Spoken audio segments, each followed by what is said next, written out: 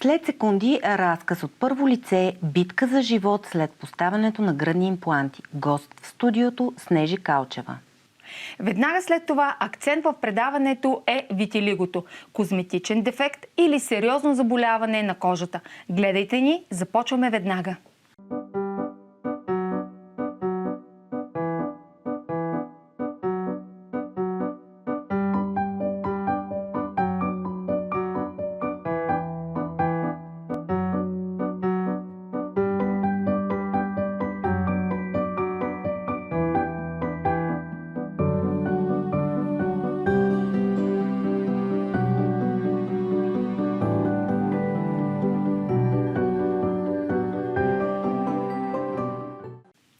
Здравейте, приятели! Днес в студиото посрещаме Снежи Калчева, жена, която решава да разкаже публично за личната си битка с здравословни проблеми, които се появяват след операция за поставяне на гръдни импланти. След дълъг път на съмнения, симптоми, търсене на отговори и операция по отстраняването им, тя събира преживяното в книга "Истината за гръдните импланти. Тежестта на красотата". С Снежи говорим за цената на външния идеал и за смелостта да вземеш живота си обратно в собствените си ръце. Здравей! Здравейте, Здравей. Благодаря за поканата. Ние ти благодарим. Първо, че пътуваш от друг град, за да дойдеш в студиото и да не разкажеш това, което ще чуят и нашите зрители. И второ, че имаш смелостта да го кажеш. Аз самата, понеже ще говорим за гръдни импланти, имам такава операция и съм с силикон.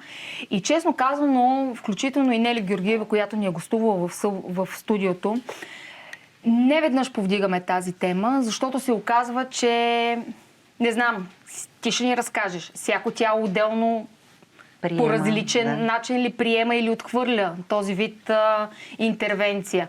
Нещо, което е много често ли? Въпросите са много. Надявам се да дадеме отговор за информирано решение на хората, които се двумат дали да пристъпят към такава операция. И може би да дадем отговори на други, които са били или в момента са в ситуацията, в която си била ти. В предварителния ни разговор ми разказа, че много хора те търсят на лично съобщение. Какви са притесненията? Какво те питат? Да, доста жени ме търсят на лични съобщения. Те обикновено искат да останат скрити, защото аз имам социални мрежи, в които често се коментира, но се коментира от жени, които в момента нямат никакви проблеми. Чувстват се добре, дори получавам коментари с насмешка, бих казала, но тези жени, които истински имат нужда от помощ, те не се показват, те не пишат коментари, пишат на лично съобщение. Помогнала съм на много от тях, не само с книгата, когато съм им я изпратила, но и когато съм провела личен разговор с всяка една от тях. Има проблеми не само автоимунни, има проблеми от най-различен характер. Симптомите са многобройни. Всяко тяло реагира по различен начин на тези изделия, които се поставят в тях. Виждала съм снимки на жени, виждала съм как изглеждат техните обриви. Имам такава снимка. Чула съм как една жена се оплака по телефона, че са премахнати силиконовите им импланти, но те не са премахнати както трябва, с цялата капсула. Капсулата е останала вътре. Операцията според нея е била успешна, но тя има силни неразположения, не се чувства добре. И това е единствено и само, защото тази капсула не е изчистена. Това трябва да се прави, експлантацията или отстраняването на импланта, трябва да се прави по определен начин и да се търси хирург, който знае как да я свърши тази работа. И също така получавам обаждане от мъже, които имат жени с импланти и дори с мастектомия и търсят някакъв отговор на въпроса какво се случва с техните съпруги, какво да правят и как да процедират. Доста са и тези, които са си премахнали гърдите, защото... В какъв смисъл премахнали гърдите? Премахнали имплантите. Имплантите. Да. Премахнали имплантите. не са малко, защото съм виждала на бюрото на хирурга само за една седмица колко импланти има премахнати. Така че тази операция вече става рутинна и е добре повече хирурзите да се научат да я правят, защото според мен това ще бъде... Тази вълна вълната първа повдига. предстои в България, защото аз съм си сложила имплантите преди 28 години. Вече повече стана, защото с премахването от 29,5. И съм една от първите жени в България, която си ги е поставила. В Съединените щати, по мое време, когато аз ги поставях, също се поставяха масово, сега масово се махат. Според мен вълната първа предстои. В момента все още не е толкова разпространено и жените си мислят, че всичко е наред, когато се чувстват добре или, примерно, дребни неразположения, изобщо не ги свързват с имплантите, както и аз бях. Много неща не свързвах с имплантите и ги игнорирах. Макар и да не трябваше да бъде по този начин, а да се осъзнае по-навреме. Защото на мен са ми попадали много списания, много статии, в които така отгоре пишеше нещо страшно за имплантите, но аз веднага ги затварях, защото не исках въобще да ги чета и си казах, това на мен няма да се случи. Значи абсолютно никой не е застрахован. Често казано и мое лично мнение е, че рано или късно се появява нещо. Снежи, кажи ни, ще покажем книгата на нашите зрители, но кажи ни, откъде дойде идеята? Какво искаше да промениш в себе си? Как стигна до решението за това да сложиш импланти? Казваш, била си една от първите в България. Да, една от първите бях. Това започна, когато родих дъщеря си. И гърдите придобиха една много красива, голяма форма с кърменето. И аз се гледах в огледалото и си виках, много добре би било да останат така. И след като всичко това приключи, обаче те загубиха обема, еластичността си. И аз отново бях пред огледалото, гледах се и виждах само липса на женственост, на увереност. И реших, че ако оголемя гърдите си, всъщност ще получи този билет към желаните и успешни жени. Естествено, смятах, че също така ще ми дадат по-голямо самочувствие, ще ми изгладят несигурностите. С една дума си мислех, че ако се променя на външен вид така, както аз си представям, че искам да бъда, това ще подреди нещата и вътре в мен. Само че това естествено изобщо не се случи по начина, по който си го представях. Имаш ли достатъчно информация за ползите и рискове от гръдните импланти по това време? Ти казаш, че си се информирала. През 96-та година, когато си поставях гръдните импланти, защото аз имам 3 подмени, 3 операции.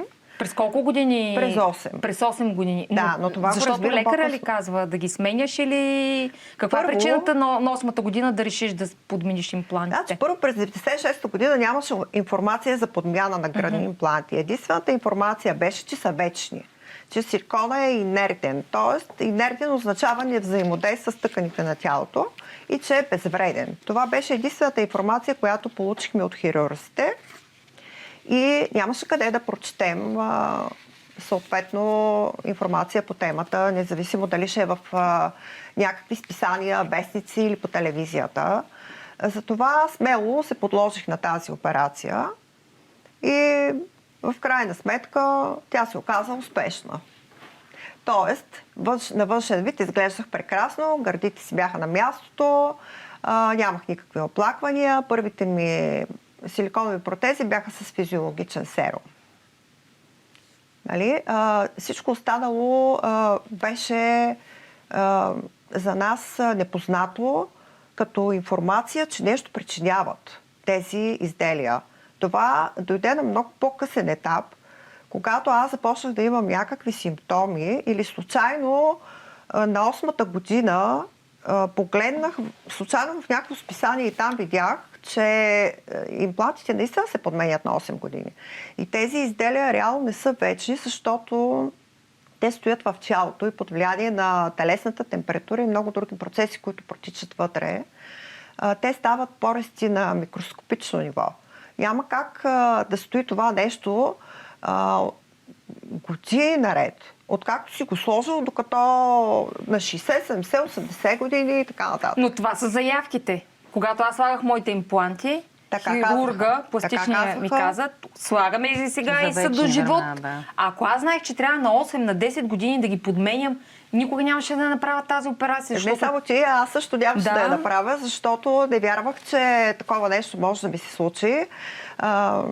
Често казвам, хирурга беше много добър и беше откровен с мен, дори се опита да ме разубеди, но той не знаеше какви са рисковете. Тези рискове, които сега се научават, този хирург не ги знаеше. Аз съм убедена, защото не мога да си представя, че има хирурзи пластични, които в България са наясно с тези рискове и в крайна сметка не ни осведомяват и не казват всичко, което трябва да бъде казано преди една жена да предприеме тази крачка.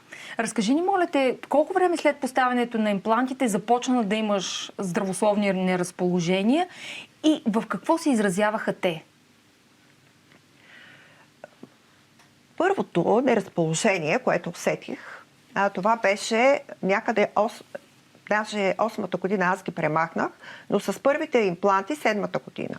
Когато за около 2 седмици ми заглъхнаха ушите и започнах да говоря носово, както и до този момент. Това беше първият симптом, който така и ни отшумя с времето и въпреки, че премахнах имплантите, все още чакам по някакъв начин да се оправят нещата, но то не се случва, защото като се е появил първият симптом, той минава най-вероятно и последен или въобще няма да мине.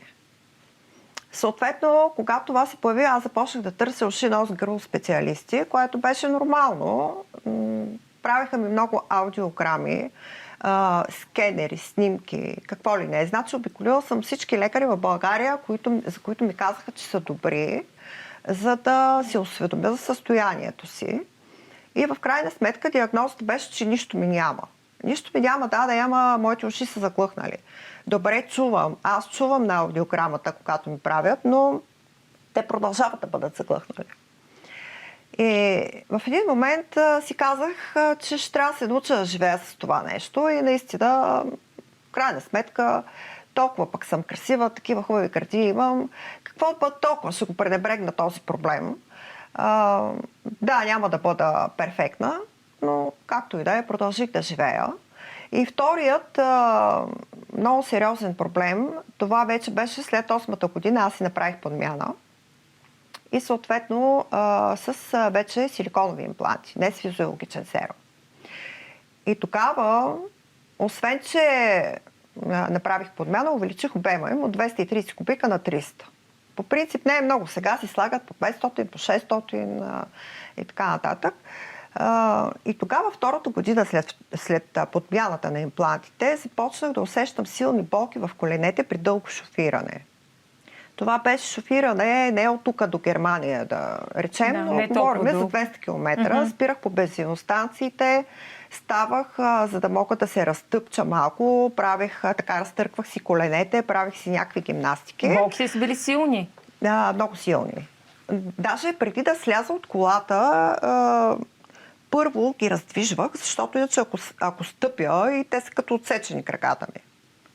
Сядах и след още 15 минути пак почваха да ме болят. Криво-ляво стигах до целта, аз много шофирах и реших, че това е все пак преумора, стрес, че трябва да дам малко назад и да не се притеснявам толкова, че нещо ми има. Просто това ще отшуми. Искам само да подчертая, че всеки симптом, който се появява, никога не отшумява. Само се натрупа. Симптомите се натрупат. Никога не отшумяват. Просто продължават във времето. Един по един. Бавно, тихо, подмолно. Дори не усещаш как се случва всичко това. А добре, как свърза тези симптоми специално с имплантите? Кога разбра, че това е свързано с твоите импланти? Изобщо нямах представа, че симптомите ми са свързани с имплантите. Дълго време не можех да повярвам, че това е възможно. Затова не търсих никаква връзка с тях. Обаче в един момент, когато спрях да функционирам нормално... Какво имаш предвид спрях да функционирам нормално? Всички системи в тялото ми се разбъркаха. Тоест не можех да се храня добре, започна да ме боли цялото тяло, Значи, както се опитвам да заспя, защото аз не можех да спя от болки. Не знам дали сте чували как тялото ви буквално скърца. Ставите ви скърцат. Все едно са разтясали. Ето така беше при мен. И болката беше изключително силна.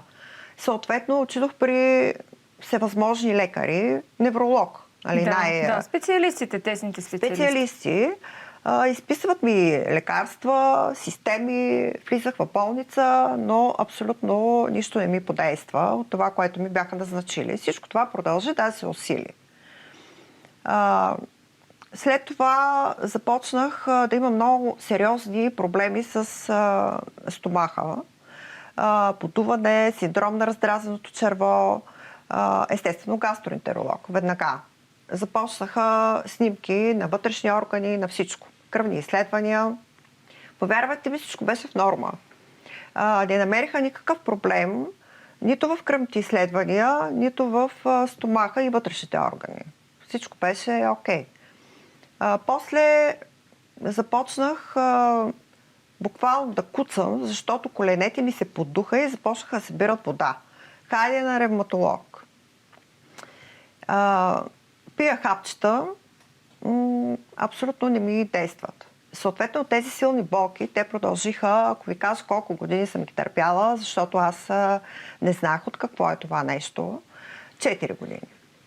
4 години с изключително силни болки. Накрая започнаха паникатаки, депресивни състояния. Хайде на психиатър.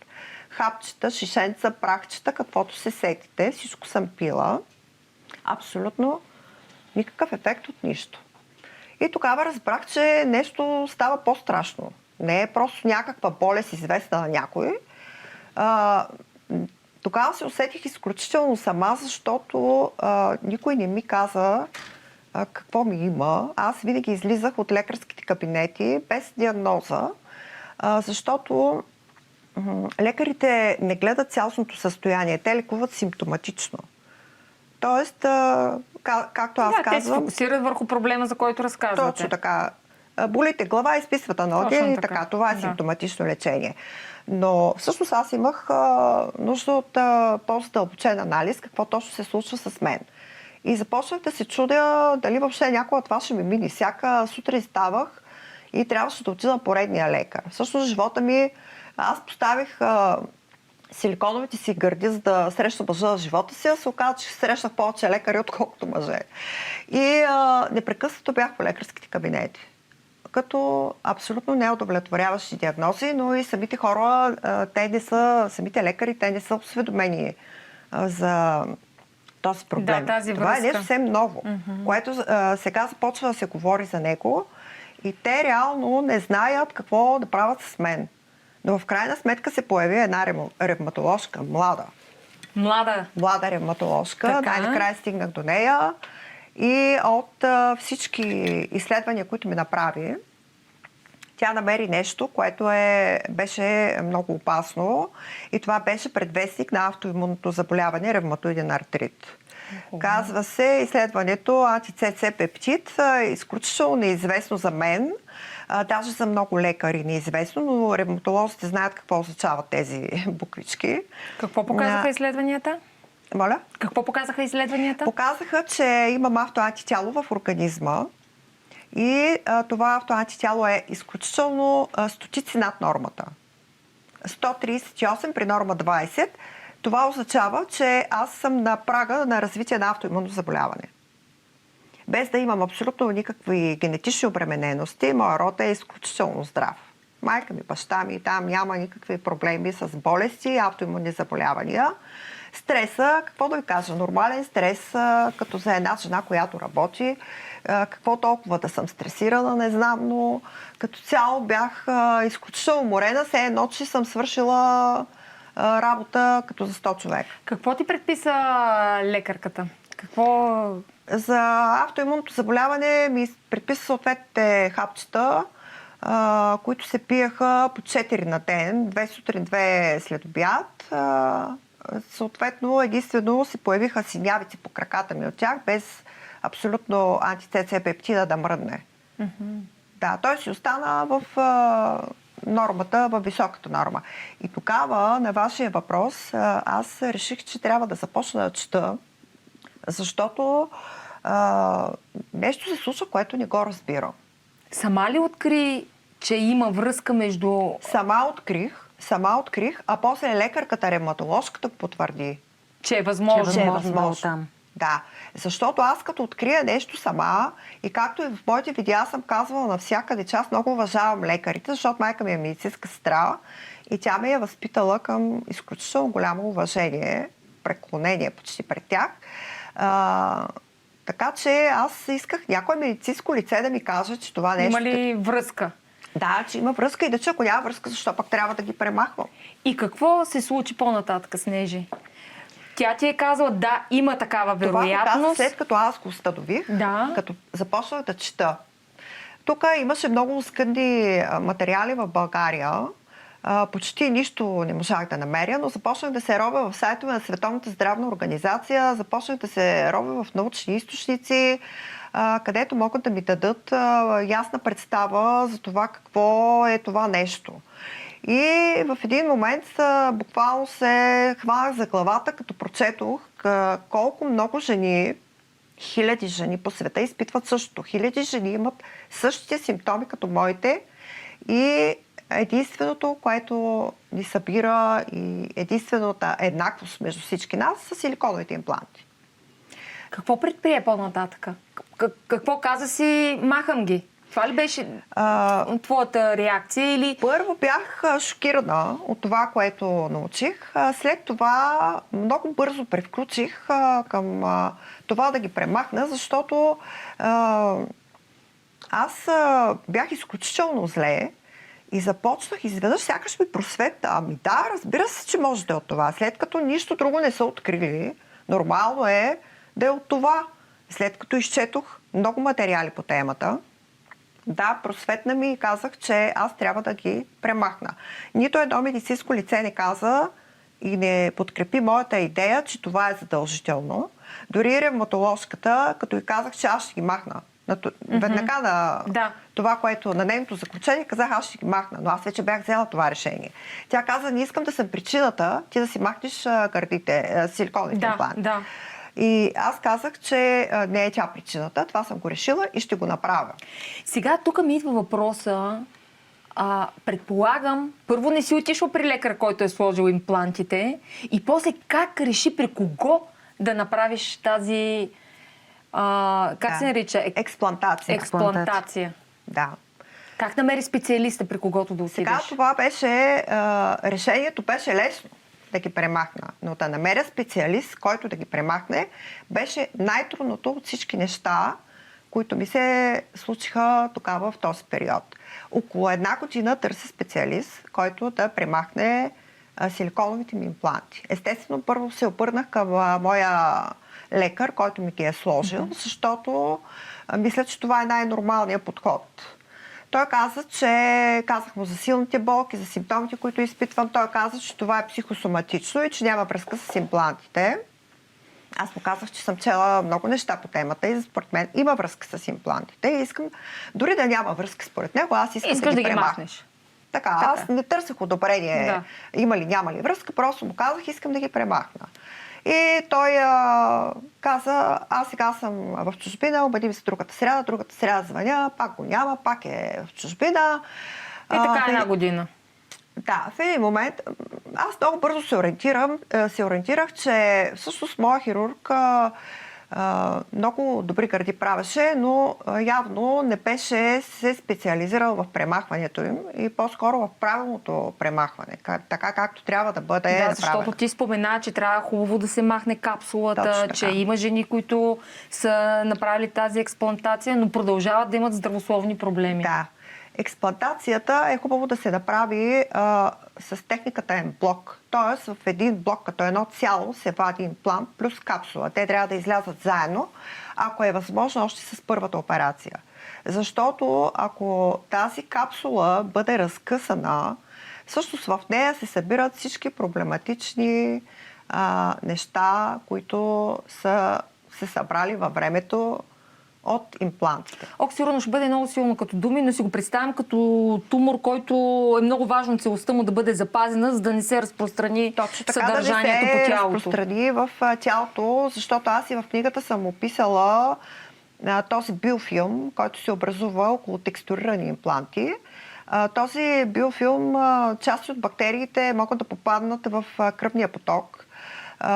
И затова е много важно да се извади като едно цяло. Ти всъщност казваш, в предварителния ни разговор каза, че живота ти буквално е висял на косъм и от бързата ти реакция за премахването на имплантите, всъщност благодарение на това си тук сред нас. Бързата реакция на хирурга. Бързата реакция на хирурга, Да, който ги е махнал. Който ги е премахнал. Защото моя хирург, когато разбра какво трябва да направи, аз мисля, че той нямаше необходимия опит и затова не си го призна, но просто се скри. Това е и аз съм му благодарна, че точно така направи, защото нямаше да ги премахне както трябва. Да. След това ходих на много лекари и казваха да ви ги махне този, който ви ги е поставил. Ние не можем, ние не смеем. Продължих да ходя по лекари. Никой в България не пожела да махне силиконовите ми импланти. Една година никой не се съгласи. Включително от Турция дойде специалист тук да преглежда в България и при него отидох. Той каза, че нищо ми няма. Много добре си изглеждат гърдите, няма нужда да ги махам.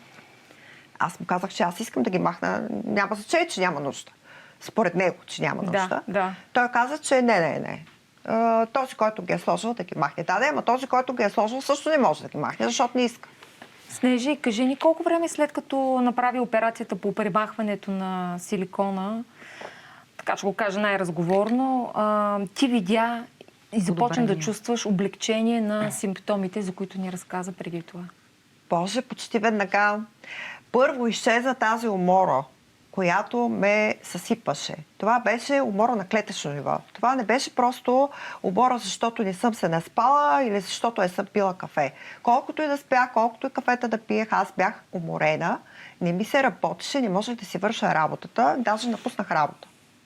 Бях изключително зле. Така че